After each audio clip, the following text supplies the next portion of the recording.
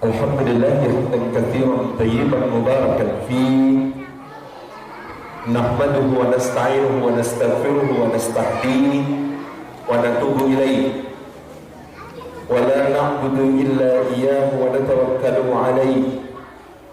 Allahumma fasalli wa sallim wa barik ala sayyidina wa habibina wa syafi'ina wa maulana Muhammadin wa ala alihi wa ala ashabihi wa dzurriyyatihi wa man tabi'ahum bi ihsanin ila yaumina hadza wa ba'di. Assalamu alaikum warahmatullahi wabarakatuh.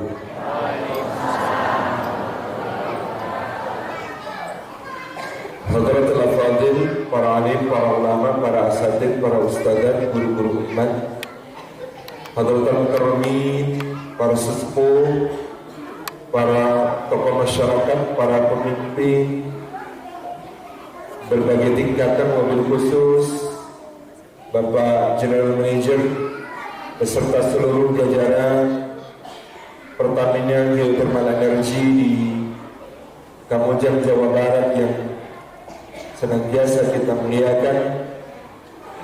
Hadirin hadirat, ikhwan akhwat, bapak-bapak, ibu-ibu, adik-adik sekalian yang disayang oleh Allah Subhanahu wa taala, rahimani wa rahimakumullah.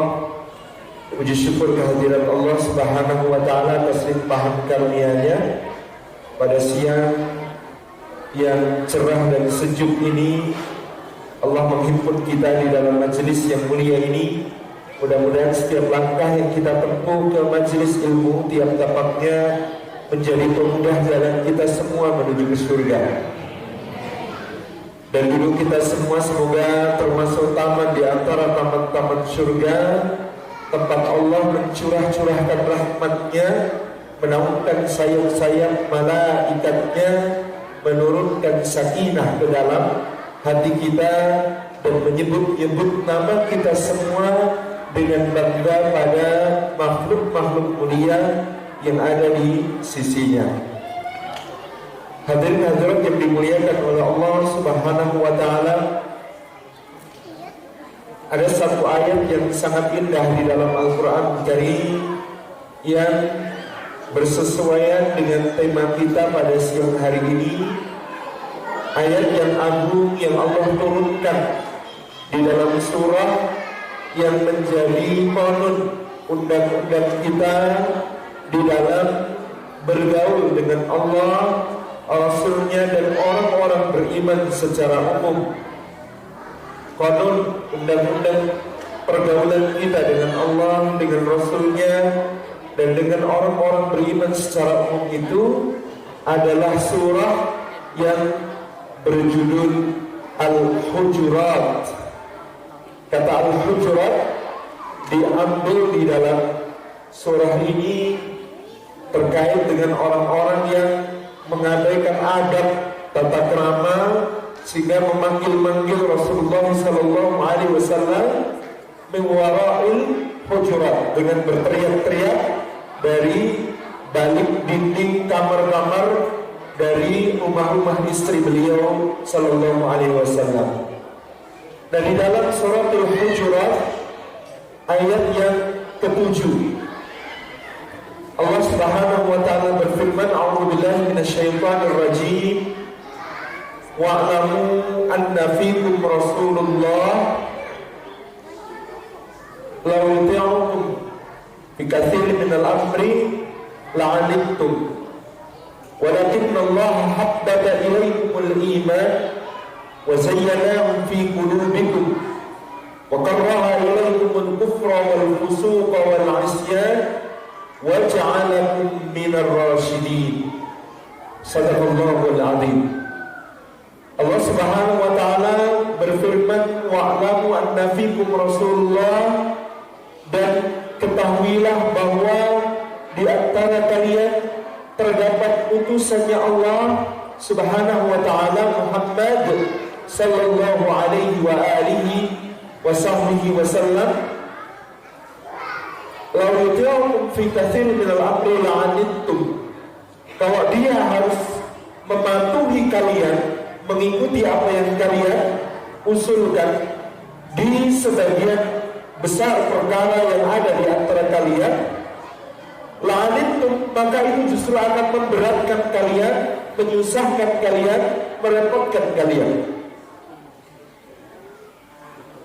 Walakinnallaha, akan tetapi hendaklah kalian ketahui bahwasanya Allah lah habbaba ilaikumul iman, yang telah membuat kalian mencintai keimanan. Wa zayyanahu fi qulubikum, dan Allah menjadikan iman itu terhias menjadi indah di dalam hati kalian. Wa karraha ilaikum, dan Allah telah membuat kalian membenci al-kufra, kekufuran, wal fusuqa, dan kefasikan, wal isyan, dan kedurhakaan, wa ja'alakum, dan Allah telah menjadikan kalian minar rasyidin, termasuk orang-orang yang lurus terbimbing. Sadaqallahul azim. Ayat ini ayat yang sangat agung, memberi gambaran kepada kita tentang anugerah Allah yang sangat besar. Yang pertama, anugerah adanya Rasulullah SAW di antara kita.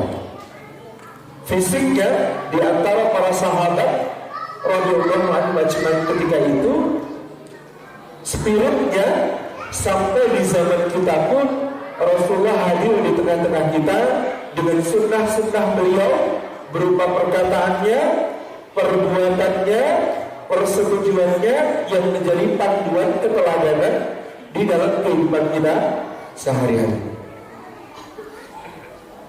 Yang kedua, nikmat Allah adalah bahwa Rasulullah Sallallahu Alaihi Wasallam dijadikan oleh Allah sebagai yang menyampaikan perintah Allah dan memberikan suri tauladan kepada semua orang beriman. Tidak, justru sebaliknya, beliau harus mengikuti semua aspirasi orang-orang beriman, yang kalau semua aspirasi itu diambil oleh beliau sebagai pertimbangan, maka justru akan memberatkan orang-orang beriman itu sendiri. Yang ketiga, nikmat Allah Subhanahu wa taala di dalam ayat ini, bahwasanya Allah memberikan kepada kita rasa cinta kepada keimanan, dan rasa cinta yang membuat iman itu beserta seluruh konsekuensinya berupa amal salih menjadi terasa indah di dalam hati kita. Dan bahwa Allah menjadikan hati kita setelah dia beriman, maka ini menjadi hati yang pasti tidak suka kepada kekufuran, tidak suka kepada kefasikan, dan tidak suka kepada kemaksiatan.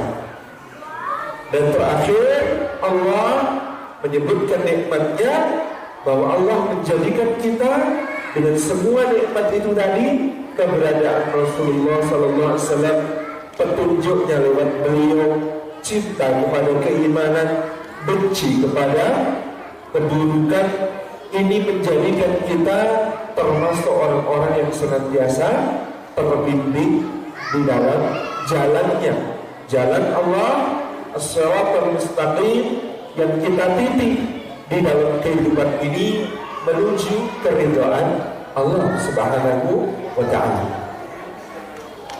Hadirin-hadirat yang dimuliakan oleh Allah Subhanahu wa ta'ala, kita kupas sedikit tafsir dan tadabbur dari surah Al-Hujurat ayat yang ke-7 ini. Firman Allah Subhanahu wa ta'ala, wa'lam anna fikum Rasulullah, dan ketahuilah bahwa di antara kalian ada Rasulullah sallallahu alaihi wa alihi wa sahbihi wasallam.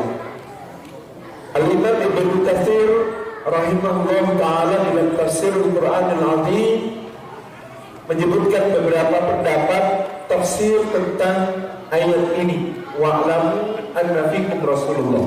Ketahuilah bahwa di antara kalian terdapat Rasulullah sallallahu alaihi wa alihi wasallam. Yang pertama, maka kalau di kalangan kalian terdapat Rasulullah, janganlah kalian berkata-kata yang batil, berucap dusta, mengada-adakan sesuatu kepada beliau sallallahu alaihi wasallam, sebab seandainya itu yang terjadi, maka Allah pasti akan menurunkan wahyu kepada Rasulullah sallallahu alaihi wasallam untuk mengungkap apa yang sebenarnya dari apa yang kalian sembunyikan. Ini tafsir pertama. Jadi janganlah kalian mengucapkan perkara yang batil, mengada-ada, berbohong, apalagi kepada beliau sallallahu alaihi wasallam, karena kalau itu terjadi Allah pasti akan menurunkan wahyu terkait hal tersebut, lalu membongkar apa yang kalian sembunyikan sehingga kebenaran akan tampak nyata. Hakikat inilah Bapak Ibu yang dirahmati Allah, kalau kita simak di dalam sirah dan kita sambungkan dengan tafsir akhir surah At-Taubah yang sangat disadari oleh sahabat yang bernama Ka'ab bin Malik radhiyallahu anhu ketika dia tertinggal dari peristiwa yang disebut sebagai perang Tabuk. Di dalam perang Tabuk, ketika persiapan ini disebut sebagai Jaisul Usrah, pasukan yang penuh dengan kesulitan. Musim panas sangat panjang, kering, gersang, dan panas matahari sangat terik pada saat itu. Sementara kurma di Madinah sudah kira-kira menjelang panen, dan daerah-daerah di sekitar Madinah mengalami paceklik, sehingga kota Madinah sangat rawan dijarah oleh berbagai kabilah nomadik di sekitarnya yang kelaparan. Pada saat itu Rasulullah justru mengumumkan mobilisasi umum untuk berangkat ke Tabuk, wilayah perbatasan dengan Romawi, jauh di utara Jazirah Arab. Maka pada saat itu menjadi ujian yang sangat berat bagi orang-orang beriman untuk memenuhi seruan Nabi Sallallahu Alaihi Wasallam, sehingga orang-orang munafikin mengajukan begitu banyak helah alasan untuk tidak ikut di dalam perjalanan menuju ke Tabuk. Al-Quran menggambarkan di surat At-Taubah, kalau laukana aradan qariban wa safaran qasidan lattaba'uk, seandainya tujuan yang hendak didatangi itu dekat dan perjalanannya mudah, lattaba'uk, maka niscaya tidak ada bedanya antara orang beriman dengan orang munafik. Semua akan ikut dengan wahai Muhammad sallallahu alaihi wasallam. Walakin ba'dan 'alaihi musyaqqah, akan tetapi terasa jauh dan begitu sulit perjalanan yang akan melakukan itu, sehingga hanya orang-orang beriman yang percaya penuh kepada Allah dan Rasulnya dan memiliki tekad baja yang akan bergabung bersamamu. Sementara orang-orang munafik pasti akan tersisih. Mereka akan mengajukan berbagai alasan untuk tidak ikut. Ada seorang tokoh munafik namanya Al-Jad bin Qais. Ketika dia menyampaikan izin kepada Rasulullah, ya Rasulullah, saya tidak ikut. Kata Nabi SAW, wahai Al-Jad bin Qais, aku selalu mendengar syair-syair keberanianmu bahwa engkau sangat ingin berperang dengan terlebih orang-orang Bani Asfar, orang-orang Romawi, orang-orang dari orang Arab itu menyebut orang Romawi itu Bani Asfar, artinya kaum berkulit kuning. Jadi bagi orang Arab, orang Romawi itu berkulit kuning. Memang agak pelik mendefinisikan warna kulitnya. kita juga menyebut orang Asia Timur itu berkulit kuning. Padahal kadang-kadang kita ketemu orang Jepang itu kulitnya lebih putih daripada orang Barat yang kita sebut berkulit putih. Itu apa yang dikatakan Al-Jad bin Qais kepada Nabi SAW? Ya Rasulullah, engkau tahu sendiri, aku ini kan orang yang gampang tertarik pada wanita cantik. Dan engkau tahu sendiri, wanita-wanita Bani Asfar, wanita-wanita Romawi, matanya biru, rambutnya pirang, kulitnya terang. Aku tidak bisa membayangkan kalau aku di sana, niscaya aku akan jatuh dalam godaan, nanti aku malah melakukan dosa besar. Ya sudah ya Rasulullah, aku tidak usah ikut daripada aku nanti jatuh ke dalam dosa. Alasannya pintar. Ada juga yang mengatakan, wahai Muhammad, kita berbagi tugas. Ini kurma di Madinah sudah menjelang panen. Kalau tidak ada yang memanen nanti busuk mubazir. Kan mubazir itu saudaranya syaitan. Saya pilih tugas jagain kota Madinah. Lagi pula ini musim paceklik. Rumah-rumah kami gak ada yang menjaga. Kalau Madinah sampai dirampok suku-suku nomaden dari sekitar, siapa juga yang pergi. Jadi kami pilih tugas jagain kota Madinah dan lain sebagainya. Jadi luar biasa. Nah, yang menarik, pada saat berangkat ini Allah memuji orang beriman yang berinfak. Ada yang hanya memiliki 1 sa', 2 sa', ada yang berinfak seperti Abdurrahman bin Auf meletakkan 40.000 dinar di pangkuan Nabi SAW. Ada yang seperti Sayyidina Utsman bin Affan membekali 3.000 orang berupa kendaraan, perbekalan plus nafkah yang ditinggalkan untuk keluarga. Ada yang menyerahkan separuh hartanya untuk perjuangan, namanya Umar bin Khattab, dan ada yang menyerahkan seluruh hartanya untuk perjuangan, namanya Abu Bakar As-Siddiq. Jadi kita bisa bayangkan ya, Abdurrahman bin Auf itu infak 40.000 dinar. Besar apa sedikit? Besar. Berapa itu 40.000 dinar?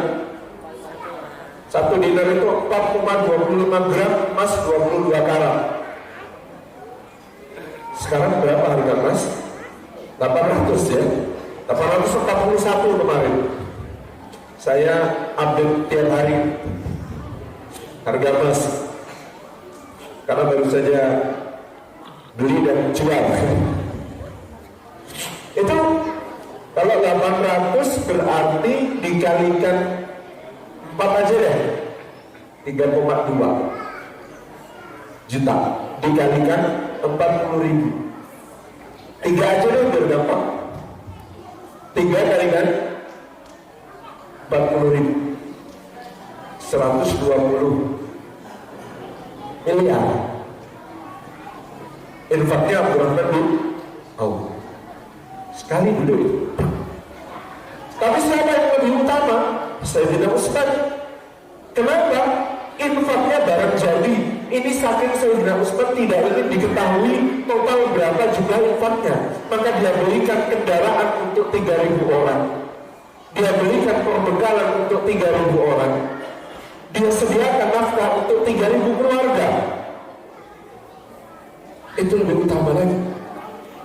Tetapi itu dihitung-hitung ternyata belum mencapai separuh hartanya Utsman.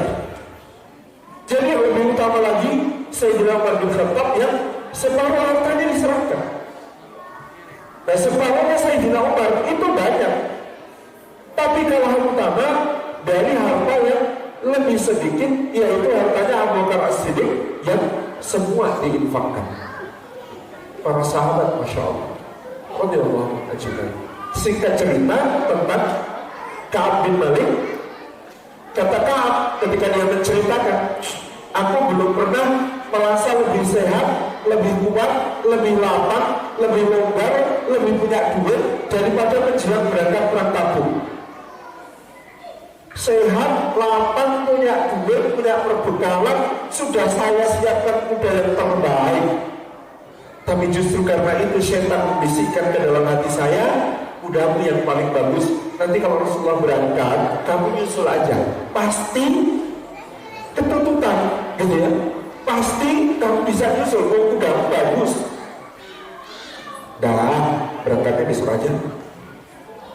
Hari berikutnya ketika sudah dia berangkat, Rasulullah sudah berangkat kemarin, setan membisikkan lagi. Biasanya Rasulullah itu sebelum berangkat ngecamp dulu di luar kota sehari semalam. Jadi ini masih belum jauh. Besok aja, gak apa-apa. Pasti kesusul. Hari ketiga baru Ka'ab mencoba menaiki kuda menuju ke tempat arah yang ditempuh oleh Rasulullah. Itu pun ketika naik kuda, dia nggak bawa perbekalan, kuda doang. Ngecek gitu. Rasulullah sampai mana? Dia berharap Rasulullah masih dekat, ternyata tidak. Rasulullah kemarin berangkat langsung bablas. Maka dia sudah nggak bawa perbekalan, mesti balik lagi, setan berbisik lagi. Pulang dulu ke Madinah. Masa mau nyusul nggak bawa perbekalan? Begitu sudah pulang ke Madinah, sampai ke Madinah, setan bilang apa lagi? Percuma, gak akan tersusul kalau sekarang nyusul. Akhirnya dia duduk tinggal di Madinah. Ini cara setan yang disebut sebagai mengulur-ulur, taswif. Taswif itu dari kata sampa, nanti, sampai akhirnya kemudian setan mengatakan, kalau sekarang sih gak mungkin susah. Salah satu pintu godaan setan itu namanya taswif, membuat kita suka menunda-nunda kebaikan. Ada peluang infak, setan bilang, nantilah, tabungan belum cukup banyak buat infak. Nanti kalau ada agak banyak, begitu sudah agak banyak, ternyata pintu infak sudah tertutup. Dia sudah nggak membutuhkan, sudah cukup dananya. Mau dialihkan ke yang lain, nanti ada bisikan lagi, jangan yang ini, nanti dulu, kumpulin aja yang lebih banyak. Itu namanya taswif. Dan itu yang dialami oleh Ka'ab bin Malik. Nanti. Akhirnya dia menyerah. Udah, gak usah bisa. Keliling Madinah, baru dia. Astagfirullahaladzim. Ternyata saya tertinggal bersama siapa? Wanita, anak-anak, jompo-mangga, orang sakit. Kalau ada orang muda, sehat, di kota Madinah saat itu bisa dipastikan munafik. Sedih sekali.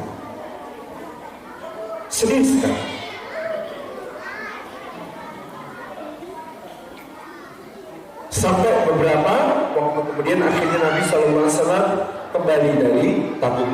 Satu persatu orang yang tidak ikut, itu orang munafik, maju menghadap Nabi SAW menyampaikan alasan.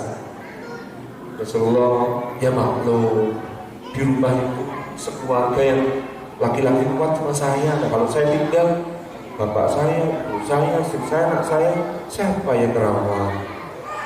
Ada lagi, semua mengajukan alasan. Tiba giliran Ka'ab bin Malik. Dia berkata kepada dirinya sendiri, kalau aku berdalih, bikin alasan kepada Nabi SAW, aku bisa bikin alasan terbaik yang tidak mungkin dibantah. Aku ini jago debat, aku ini jago diplomasi, aku ini orangnya kalau bikin kalimat bahkan dalam bentuk syair orang bisa tersihir, pasti percaya. Maka aku bisa nyusun alasan paling masuk akal. Tapi begitu melihat Rasulullah SAW, Ka'ab bin Malik berkata pada dirinya sendiri, wahai Ka'ab, sepintar apapun kau nyusun alasan, sepandai apapun kau bikin dalil, kalau nanti Allah menurunkan ayat mengungkap kebohonganmu, malu kamu sepanjang hidup. Akhirnya Ka'ab bin Malik menghadap Nabi SAW, kemudian berkata, ya Rasulullah, saya lalai dan saya tidak punya alasan. Wahai Ka'ab, orang-orang lain datang dengan mengajukan alasan-alasan. Engkau saya tidak punya alasan. Saya mengaku bersalah dan saya siap dihukum ya Rasulullah. Apa kata Nabi Sallallahu Alaihi Wasallam? Beliau memalingkan muka, kemudian berkata, pulanglah dan tunggulah sampai Allah memberikan keputusan. Pulang. Dan hari itu Rasulullah memproklamasikan, kalau Ka'ab bin Malik mengucap salam jangan dijawab, kalau menyapa jangan digubris, kalau kemudian ngajak bicara gak usah dilayani. Kaget. Ini hukumannya. Ya Allah, mendingan dicabut daripada begini-beginikan. Terus dia tanya, siapa lagi yang mengalami seperti yang aku alami? Ada dua, Murarah bin Rabi, Hilal bin Umayyah. Jadi Ka'ab bin Malik, Murarah bin Rabi, Hilal bin Umayyah. Oh, ini yang harus dialami. Baik. Kalau kita divonis suatu hukuman, itu kan kita bisa menyadarkan diri. Misalnya vonisnya 50 hari, masih kurang 49 hari, masih kurang 35 hari, masih kurang 27 hari, masih kurang, gitu kan? Masalahnya, vonis kepada 3 orang ini tidak ada disebut waktunya, kapan akan berakhir. Kata Ka'ab, setiap kali ke masjid, aku sudah dekat-dekat ke arah Rasulullah. Aku duduk di saf pertama, aku ucapkan salam kepada beliau. Aku lihat bibir beliau, perhatikan, mudah-mudahan bibir itu bergerak menjawab salamku. Ternyata tidak. Aku tatap wajah beliau memalingkan muka. Ya Rabb, tidak ada yang lebih berat daripada dihukum dengan cara seperti itu. Singkat cerita, sampai hari ke-40, di hari ke-40 ada perintah baru. Hendaklah Ka'ab bin Malik menjauhi istrinya. Kita disampaikan Ka'ab tanya, harus aku ceraikan atau gimana? Enggak, suruh pulang ke rumah orang tuamu sampai Allah menurunkan keputusan. Maka Ka'ab bin Malik yang pergi dari rumah, dia bikin tenda di atas gunung, nunggu keputusan Allah. Hingga pada saat itu ada utusan di pasar Madinah bertanya-tanya, mana yang namanya Ka'ab bin Malik, mana yang namanya Ka'ab bin Malik, mana yang namanya saya. Ini surat terima, dibaca suratnya dari Raja Ghassan, raja di daerah negeri Syam bawah Romawi. Tulisannya, tapi dengar sahabat anda itu, yaitu Muhammad SAW, telah mengucilkan anda. Datanglah kepada kami punya kedudukan tinggi di sisi Raja Romawi, di sisi Kaisar, maka anda akan kami rekomendasikan. Lagi dikucilkan Rasulullah, datang tawaran untuk jadi pejabat tinggi di Kekaisaran Romawi. Kira-kira kalau kita jawabnya gimana? Peluang ini, peluang. Di Pertamina lagi dapat sanksi, ditawari perusahaan lain. Gimana kira-kira? Siap di-hire gaji 5 kali lipat. Ini di alam Ka'ab merasa, dia merasa subhanallah, ini balak yang sebenarnya. Surat Raja Ghassan itu dia masukkan ke dalam api, dia bakar habis. Tabarakallah, hari ke-50 orang datang, selamat wahai Ka'ab, turun keputusan Allah, kalian diampuni. Sujud syukur, pakaiannya dihadiahkan, lupa kalau itu pakaian satu-satunya. Sampai harus pinjam ke tetangga untuk menghadap Rasulullah Sallallahu Alaihi Wasallam. Tabarakallah. Wa'lamu anna fikum Rasulullah. Ini tafsir pertama, dan ketahuilah bahwa di antara kalian terdapat Rasulullah Sallallahu Alaihi Wasallam. Bagaimana dengan kita yang kita tidak hidup bersama Rasulullah? Sama, karena Allah berfirman, "Litakunu syuhada'a 'alan nas wa yakuna ar-rasulu 'alaikum syahida." Sebab kalian wahai umat Islam kelak akan menjadi saksi atas seluruh manusia, dan Rasul Sallallahu Alaihi Wasallam akan menjadi saksi atas kalian. Jadi Rasulullah Sallallahu Alaihi Wasallam itu kelak akan menjadi saksi atas kita. Apakah beliau Sallallahu Alaihi Wasallam saksi yang meringankan atau saksi yang memberatkan, tergantung kita bagaimana sikap kita kepada sunnah-sunnah beliau Sallallahu Alaihi Wasallam. Kalau tadi di kalangan para sahabat, maka karena berinteraksi langsung dengan Nabi Sallallahu Alaihi Wasallam, mereka bisa dipersaksikan oleh Rasulullah bahwa pasti ketahuan, Allah pasti turunkan ayat. Kita jangan merasa aman, karena kalau kita mengkhianati Rasulullah Sallallahu Alaihi Wasallam, kalau kita membuang sunnah-sunnah beliau, kita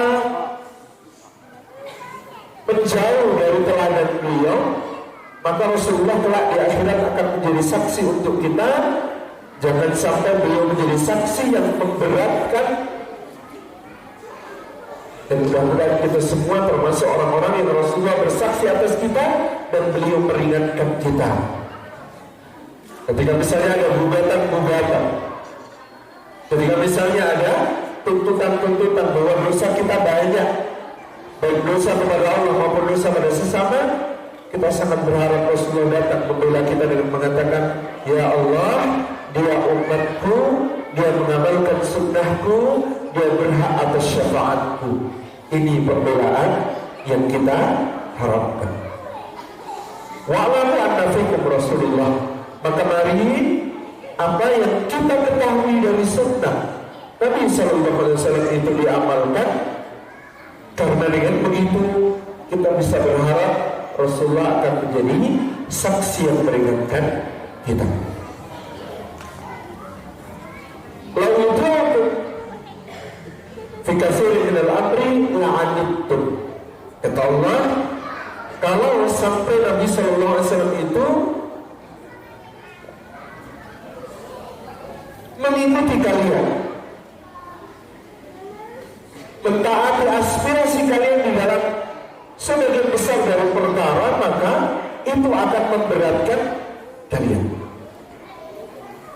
Karena memang kadang-kadang sahabat yang terlalu bersemangat, bahkan dalam soal yang terbaik, yaitu soal ibadah sekalipun, itu bisa memberatkan dirinya dan memberatkan orang lain. Ada 3 sahabat menghadap Nabi Sallallahu Alaihi Wasallam. Orang pertama berkata, ya Rasulullah, saya sangat ingin fokus ibadah kepada Allah. Maka saya ini senangnya sholat. Mulai saat ini saya setiap malam akan sholat dan gak usah tidur. Sholat malam saya mulai ba'da isya selesai menjelang subuh. Orang kedua berkata, kalau saya Rasulullah senangnya puasa. Maka mulai saat ini saya akan puasa terus tiap hari tanpa jeda ya Rasulullah. Orang ketiga berkata, kalau saya supaya fokus ibadah ya Rasulullah, saya gak pengen menikah, gak pengen berkeluarga, gak pengen berumah tangga, karena itu pasti mengganggu fokus saya dalam beribadah. Apakah Rasulullah mengiyakan? Enggak. Lau anittum fi katsirin minal amri la anittum. Kalau beliau sallallahu alaihi wasallam ngikut saja apa yang dikatakan oleh orang-orang ini dalam perkara ibadah, akan merepotkan kita, akan memberatkan kita. Tapi apa yang kata Nabi sallallahu alaihi wasallam? Alastu atqakum. Bukankah aku ini orang yang paling bertakwa di antara kalian? Kata para sahabat itu, bala ya Rasulullah, tentu ya Rasulullah. Maka Nabi SAW bersabda, bukankah aku salat tetapi aku juga tidur? Bukankah aku puasa tapi aku juga berbuka dan berjeda dalam puasa tidak setiap hari? Dan bukankah aku menikah? Faman raghiba an sunnati falaysa minni.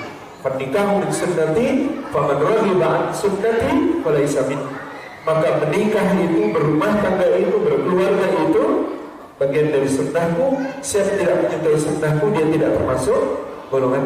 Jadi hadis itu asalnya dari orang yang pengen ibadah. Maka saya sering mengatakan, meninggalkan nikah karena ibadah saja dimarahi Rasulullah, apalagi meninggalkan nikah karena maksiat. Ini Masya Allah, luar biasa agama kita ini. Jadi wa'alaikum berkisri minal amri mu'adim. Soal ibadah, kalau kemudian yang jadi standar adalah orang lain, maka akan memberatkan umat. Tapi standar kita adalah Rasulullah SAW. Ada seorang sahabat junior namanya Abdullah bin Amr bin Al-As. Diadukan oleh ayahnya Sayyidina Amr bin Al-As kepada Rasulullah SAW. Kenapa? Ya Rasulullah, anakku ini sudah menikahkan dengan gadis Quraisy yang paling cantik dan paling kaya, tetapi dia ini mengabaikan istrinya. Setiap hari dia beribadah terus. Tolong ingatkan dia ya Rasulullah. Maka anak itu dipanggil, hai Abdullah, bagaimana engkau menghatamkan Al-Quran? Dulu para sahabat kalau ditanya bagaimana engkau menghatamkan Al-Quran, itu sekaligus sebenarnya ditanya bagaimana sholat malammu, karena mereka biasanya membaca Al-Quran di dalam sholat malamnya. Abdullah bin Amr bin Al-As menjawab, alhamdulillah ya Rasulullah, saya khatam tiap malam. Di setiap malam itu khatam Quran, dibaca di dalam sholat. Kata Nabi Sallallahu Alaihi Wasallam, jangan wahai Abdullah, hatamkanlah Al-Quran itu dalam sebulan. Kata Abdullah, saya kuat lebih dari itu ya Rasulullah. Nabi Sallallahu Alaihi Wasallam bersabda, kalau begitu hatamkanlah dalam 10 hari. Kata Abdullah, saya kuat lebih dari itu ya Rasulullah. Kata Nabi SAW, kalau begitu hatamkan dalam sepekan. Saya kuat lebih dari itu ya Rasulullah. Kalau begitu hatamkan dalam 3 hari, dan jangan kurang dari itu, karena siapa khatam kurang dari 3 hari pasti tidak mengerti yang dia baca. Siap ya Rasulullah. Lalu Nabi SAW bertanya lagi, bagaimana kamu berpuasa ya Abdullah? Oh tiap hari ya Rasulullah, saya puasa tiap hari. Jangan wahai Abdullah, berpuasalah cukup 3 hari setiap bulan, yaitu Ayyamul Bid tanggal 13, 14, 15. Karena ibadahnya umatku itu dinilai 10 kali lipat dibanding umat lain. Puasa 3 hari setiap bulan itu setara dengan puasa sebulan penuhnya umat yang lain. Sebab kemudian itu Rasulullah, kalau begitu puasalah 2 kali dalam sepekan, hari Senin, hari Kamis. Sebab lebih dari itu ya Rasulullah. Kata Nabi SAW, kalau begitu berpuasalah seperti puasa Nabi Daud alaihi salam, sehari puasa sehari tidak. Kata Abdullah, baiklah kalau itu yang engkau kehendaki. Maka Abdullah bin Amr bin Al-As mengamalkan itu sepanjang hidupnya sampai beliau berusia 80-an lebih. Lalu beliau menasihati anak-anak muda, hei anak-anak muda, mumpung kalian masih muda, perkirakan usia tua kalian. Aku sebenarnya nyesel kenapa dulu gak ikut kata-kata Rasulullah. Sebenarnya kalau ikut kata-kata Rasulullah kan ringan. Sebulan puasa 3 kali, sebulan khatam Quran sekali. Untuk umurku sekarang itu masih kuat. Tapi karena dulu aku terlalu bersemangat, harus khatam Quran tiap 3 hari, harus puasa Daud, ya gimana lagi. Dan ini menjadi berat di usiaku yang sekarang. Padahal sebenarnya istiqomah lebih baik daripada terlalu semangat di awal, tapi endingnya berkurang. Jadi daripada waktu muda terlalu semangat, ibadahnya banyak, tapi nanti kalau sudah tua gak kuat lagi, itu namanya mengalami penurunan. Padahal kita pengen husnul khotimah, mendingan sedikit tetapi kontinu terus menerus. Inilah sabda berurut dari hadis Nabi SAW bersabda, khairul a'mali wa ahabbu ilallahi adwamu wa inqalla. Amal yang paling baik dan yang paling dicintai Allah bukan yang paling banyak, tetapi yang paling dawam, kontinu, terus menerus, dilestarikan, dijadikan rutin, istiqomah, meskipun kecil, meskipun sedikit. Masya Allah. Maka dalam ibadah kita ikut Rasulullah Sallallahu Alaihi Wasallam. Mudah kalau ikut Rasulullah, karena agama kita ini saking longgarnya, dikatakan kaidahnya adalah al-aslu fil ibadati batlan hatta yaqumud dalilu yadullu alal amri. Asal hukum dalam ibadah adalah tidak boleh dilakukan sampai tegak dalil menunjukkan bahwa itu diperintahkan. Jadi kalau soal ibadah nggak usah dilakukan sampai jelas bahwa itu diperintahkan. Maka ibadah itu banyak apa sedikit? Yang mahdoh sedikit, karena nggak usah dilakukan kecuali diperintahkan. Dan nggak usah nambahin. Saya itu kalau subuh rasanya syahdu, kalau sholat cuma 2 rakaat kok kurang ya. Makanya sholat subuh saya itu sekarang 12 rakaat. Nggak usah nambahin, kerjakan sesuai perintah. Udah. Yang enak, wal aslu fil asya'i al ibahah hatta yaqumud dalilu yadullu ala tahrim. Kaidahnya, asal dalam segala sesuatu selain ibadah adalah boleh sampai tegak dalil menunjukkan bahwa hal itu diharamkan. Jadi kalau selain ibadah apa-apa boleh sampai ada dalil tegas menunjukkan bahwa itu diharamkan. Aman. Makanya meskipun bakso yang jual tetangga sebelah tidak ada sertifikat halalnya, tapi boleh tidak makan di situ? Boleh, asalkan kita tahu benar itu halal. Asal dalam segala sesuatu itu boleh. Makanya dulu saya itu mengusulkan di Indonesia ini jangan sertifikasi halal, tapi sertifikasi haram. Kenapa? Karena kaidahnya semua halal kecuali yang haram. Harusnya sosialisasinya kepada yang bikin produk haram agar mereka mencantumkan label haram. Ya nggak mau, masa produknya dikasih label haram. Ya kalau bikin barang haram, ya harus jelas bahwa konsumennya non-muslim. Kayak Singapura. Di Singapura itu labelnya halal haram jelas. Sehingga ya kalau Anda bikin produk kok jelas ada unsur haramnya, jangan coba-coba memasarkan dan beriklan di kalangan muslim, kan itu. Kalau Anda ingin jualan ke muslim, maka Anda harus halal, gitu, clear ya. Jadi menurut saya memang yang tepat itu sertifikasi halal, bukan sertifikasi halal, gitu. Ya sekarang darurat ya udah gimana lagi, kita yang ngalah, gitu ya. Belanja ke warung, nyari-nyari halal MUI gitu. Sebenarnya kan ribet gitu. Harusnya kita itu gak usah, pokoknya semua halal kecuali yang kan gitu. Harusnya begitu. Ini kaidah. Kalau kita kembali ke kaidah, jadi karena kita ini mengikuti Rasulullah dari Allah, maka kita enak hidupnya. Karena apa? Soal ibadah minimalis, soal non-ibadah longgar, kecuali tegak dalil menunjukkan haram. Itulah agama. Yuridullahu bikumul yusra wa la yuridu bikumul usra. Allah menghendaki kemudahan bagimu dan tidak menghendaki kesusahan bagimu. Maka saya sering mengatakan kepada teman-teman, ciri fikih yang benar itu bahasnya rumit, hasilnya mudah diamalkan. Ciri fikih yang benar bahasnya rumit, hasilnya mudah diamalkan.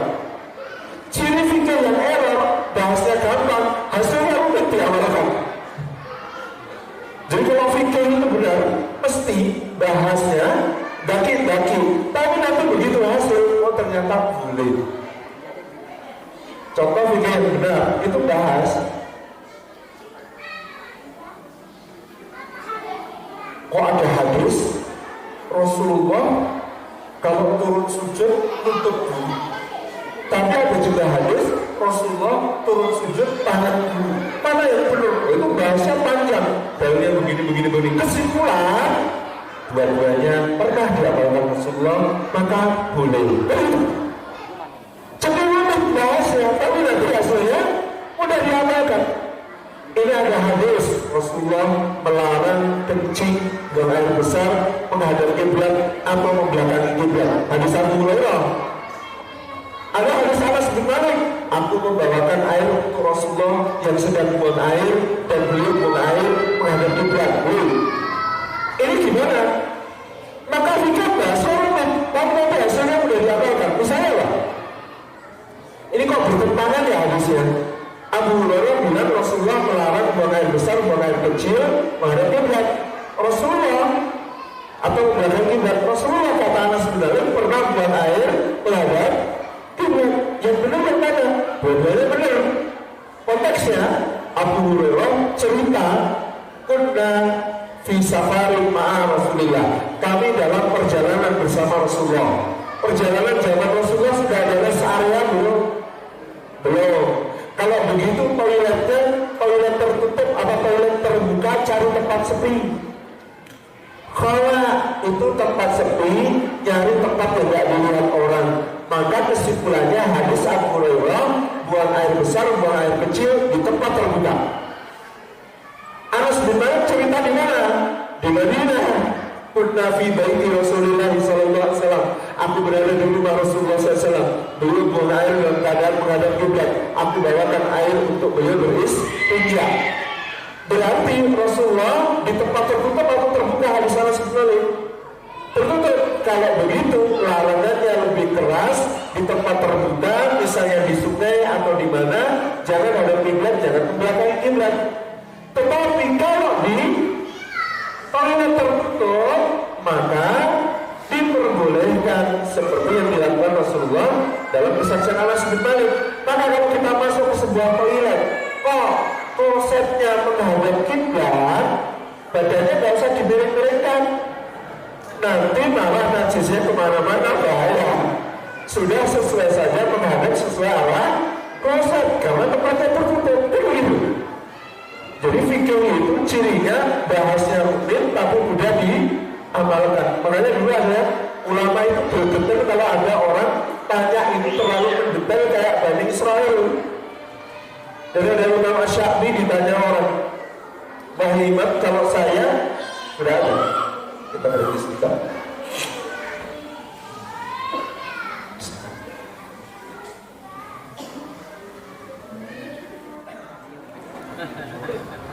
Kita lanjutkan sebentar. Baik.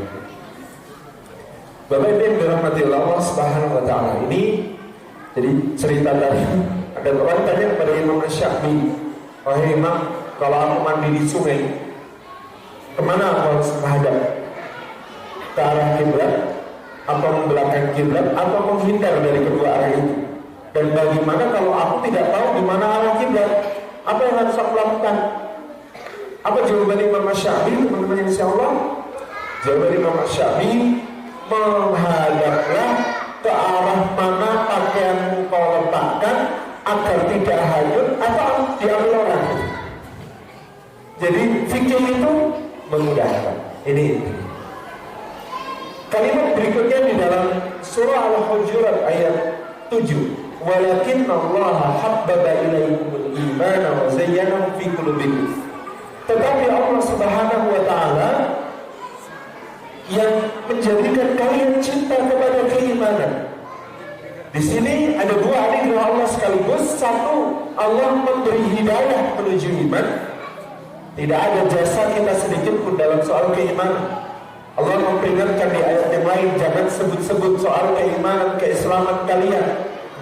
Itu bukan karena kalian punya kekuatan sendiri, bukan karena kalian hebat sendiri sehingga kalian bisa menemukan iman dan beriman. Bukan, itu anugerah Allah, itu nikmat Allah, itu karunia Allah. Dan Allah Subhanahu wa Ta'ala yang menganugerahkan kepada kita cinta kepada keimanan. Ada orang iman, tetapi dia tidak menikmati keimanannya. Dia tidak tenang dengan keimanannya. Sudah diberi anugerah hidayah, tetapi hidayah itu tidak terasa sebagai kebahagiaan. Hidayah itu terasa sebagai sesuatu yang biasa-biasa saja. Lebih parah lagi, na'udzubillah, hidayah itu terasa sebagai gangguan bagi dia. Saya yang Islam, kok saya? Jadi agak bebas minum apa namanya? Dia langsung perusahaan istri gitu. Wah, saya kok Islam, kenapa? Jadi nggak boleh kumpul-kumpul. Subhanallah. Ada orang naudzubillah min dzalik yang mendapatkan hidayah, tapi hidayah itu tidak menjadi sesuatu yang terasa nikmat bagi dia. Maka ini anugerah Allah yang berlipat. Sudah diberi hidayah, lalu habbaba ilaikumul iman. Allah menciptakan kalian kepada keimanan. Manis terasa iman itu di dalam hatinya. Wa zayyana fi qulubikum. Dihiaskan indah, terasa indah sekali keimanan itu.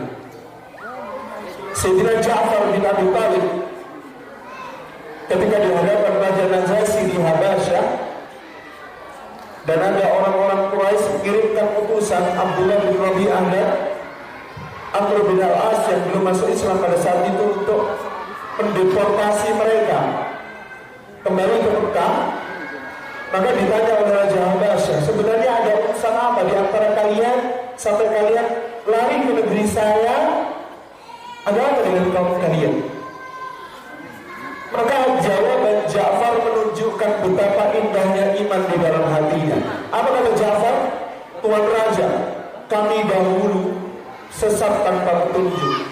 Kami memakan bangkai, kami meminum darah, kami mengubur hidup-hidup anak perempuan kami melakukan berbagai kekejian, meminum khamr, berjudi, berzina, memakan yang haram, mengundi nasib dengan panah, menyembah berhala, memutus silaturahmi, berperang satu sama lain, berpecah belah.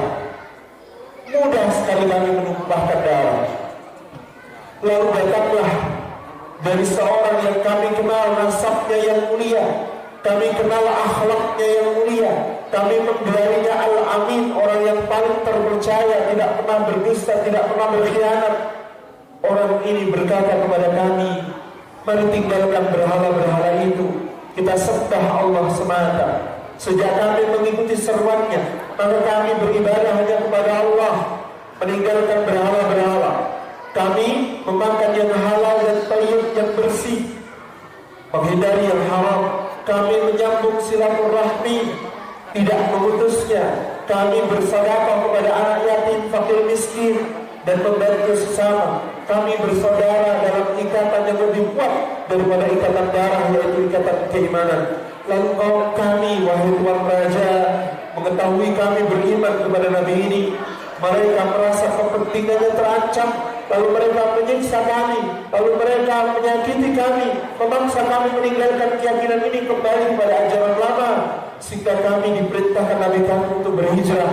Dan beliau berkata tentang Anda, datanglah ke Habasyah, karena di sana ada seorang raja, la yudlamu ahadun indah, yang tidak akan ditolimi siapapun di sisinya. Maka kami datang ke negeri Tuhan karena itu. Masya Allah ya. Gambarannya Ja'far menunjukkan betapa dia mencintai keimanan yang datang ini, menceritakan betapa indahnya hidupnya sesudah ada iman. Wa qarraha ilaihimul kufra wal fusuqa wal isyan. Dan dia menceritakan betapa dia benci, jijik kepada kehidupan masa lalu yang penuh dengan kekufuran, kefasikan, kemaksiatan. Ini adalah anugerah yang luar biasa indah. Tanda keimanan itu sederhana, kata Nabi Sallallahu Alaihi Wasallam. Apa sederhananya, Bapak Ibu rahmati Allah? Kalau kita bahagia karena ketaatan, karena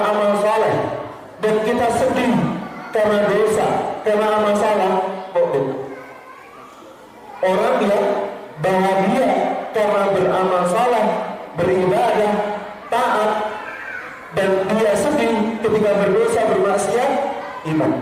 Simpel. Kalau kita bisa menemukan kenikmatan dalam ketaatan, itu level yang lebih tinggi lagi, indah. Kita sholat, merasa nikmat, dengerin bacaan imam, merasa tasyahud. Kita sholat, sujud, pengennya lama-lama, gak pengen ngangkat kepala, saking senangnya sujud gitu.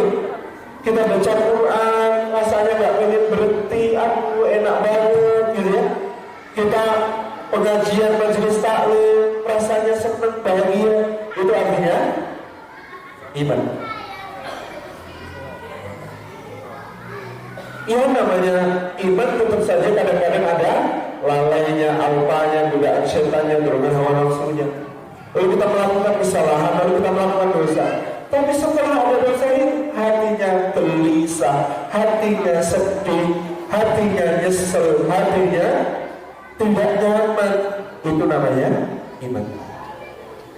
Sangat sederhana.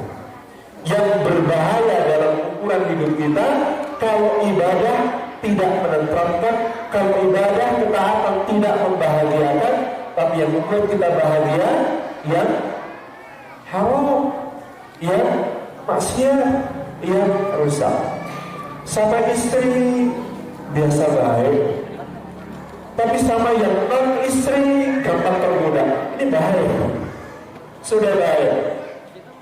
Sama yang halal biasa aja ya. Sampai kalau kambing kok biasa nih.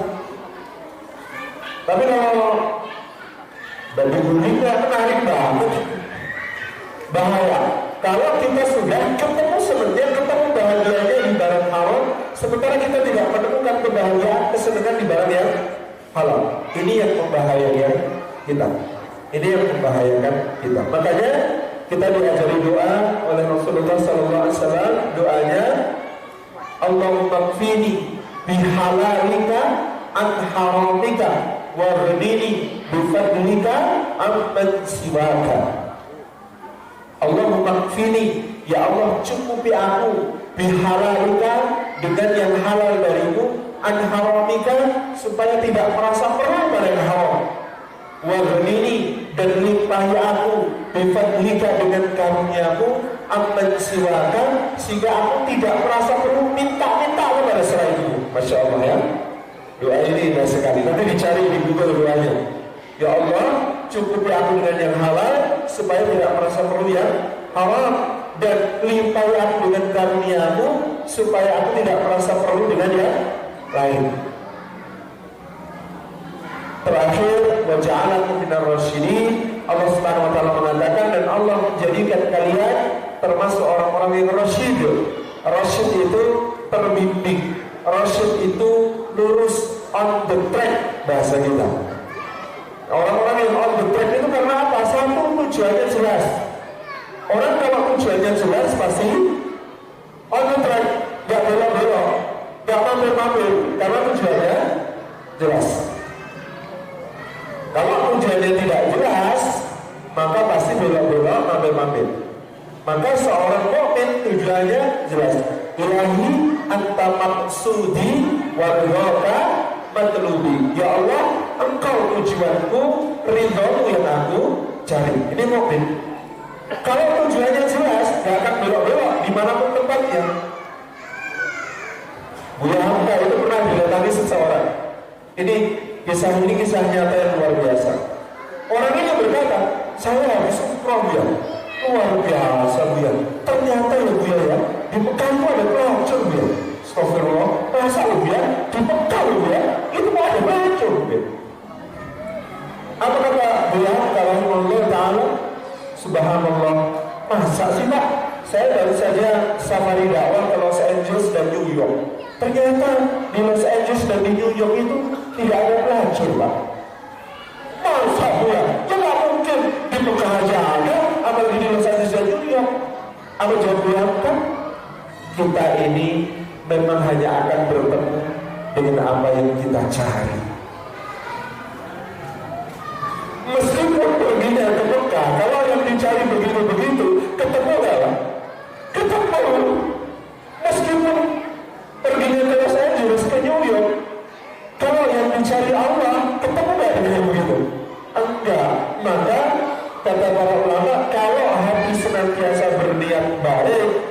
tujuannya jelas, maka dia akan dipertemukan dengan orang baik, tempat yang baik, waktu yang baik, atau minimal kesempatan berbuat baik.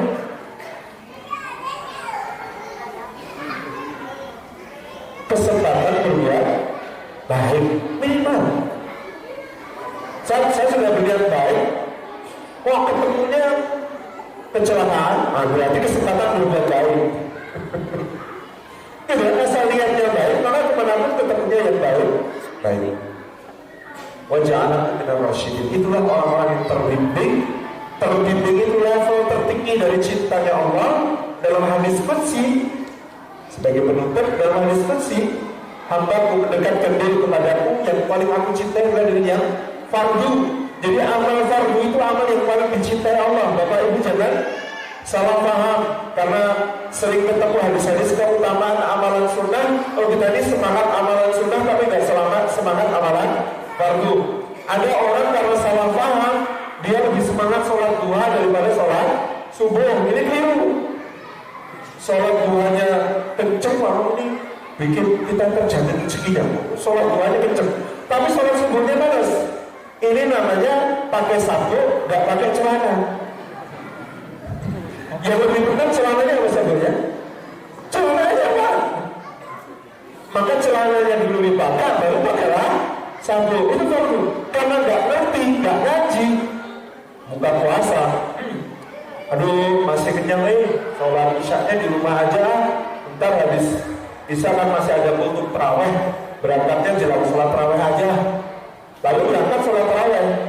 Salahnya di mana? Yaitu sholat isya berjamaah. Hadisnya sholat isya berjamaah senilai qiyamul lail separuh malam penuh. Iya kan? Tapi karena nggak ngerti ilmunya, tahunya sholat tarawih itu lebih utama, sehingga sholat isyanya di rumah, pergi menjelang takbiratul ihram sholat tarawih. Salah. Makanya kata Imam Ibnu Rajab Al-Hambali, syarat minimal dapat Lailatul Qadar itu simpel, sholat isya dan sholat subuh berjamaah. Gak usah qiyamul lail, gak apa-apa, yang penting isya subuh berjamaah. Kenapa? Isya senilai qiyamul lail setengah malam, subuh senilai qiyamul lail sepenuh malam. Jadi kalau isyaan sama subuh berjamaah itu sama dengan qiyamul lail 1,5 malam. Tapi ini bukan berarti kalau begitu seperti pengajian Ustaz kemarin, lebih baik isya sama subuh doang, gak usah tarawih, tidur lebih utama. Gak juga, kalau mampu silakan. Karena Allah berfirman, yang lebih aku cintai yang fardu, lalu dia tetap mendekatkan diri kepada yang sunnah, maka aku akan mencintainya. Kalau aku sudah mencintainya, Rasyidun itu seperti apa? Kata Allah, aku menjadi mata yang dia gunakan untuk melihat, aku menjadi telinga yang dia gunakan untuk mendengar, aku menjadi lisan yang dia gunakan untuk bicara, aku menjadi tangan yang dia gunakan untuk bertindak, aku menjadi kaki yang dia gunakan untuk melangkah. Selesai, paripurna. Itulah Rasyidun. Orang yang pandangannya, ucapannya, pendengarannya, langkah kakinya, tindakan-tindakannya semua dibimbing oleh Allah Subhanahu wa Ta'ala.